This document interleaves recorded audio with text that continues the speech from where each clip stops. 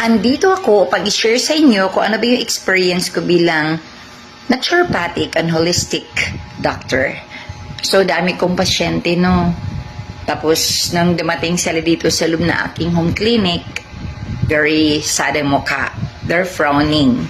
And then, parang takot silang kausapin ako. Siguro, na-intimidate. And then, nung sinabi ko, upo ka dito, then nag-check up na kami, whole body analysis.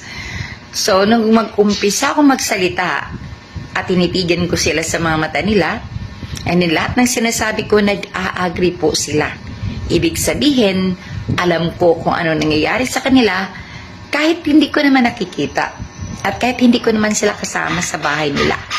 So, pag sinabi ko yan at naramdaman nilang bakit alam ni Doc Lavi yung nangaganap sa akin. So doon na mag-umpisa yung tiwala. Nakangiti na, ganyan. Yes, parang biglang lumiwanag ang mukha. Ayan. So, nag-umpisa sila makinig na maayos. And then, syempre, a lot of coaching. Para naman maintindihan nila. So, dami kasing tao na lahat ng bagay, when it comes to their health, tinatanong pa nila sa kapitbahay.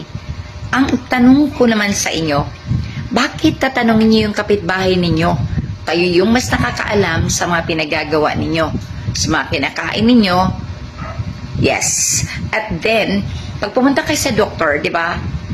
Tatanungin kayo ano ba yung naramdaman niyo? Nare-resetahan kayo agad, di ba?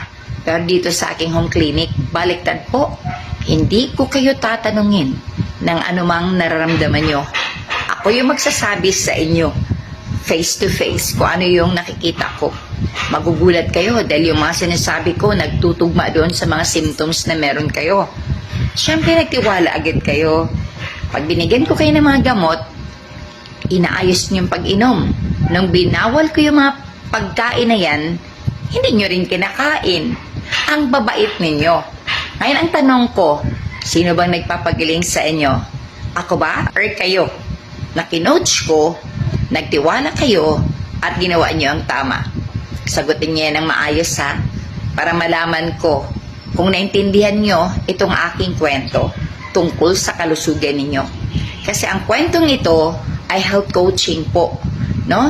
Na kailangan nating malaman, hindi po tayo aasa sa ibang tao sa ating mga nararamdaman. Tayo po yung nakakaalam at tayo po yung nagdudumi sa pamamagitan ng mga pagkain. Hindi naman dapat nating kinain, pero minsan umihiral yung katakawan natin.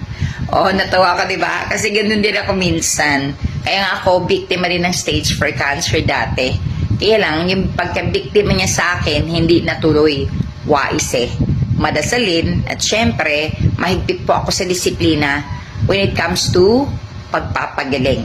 Kaya, ganun din gawin nyo para kayo gumaling. Alright?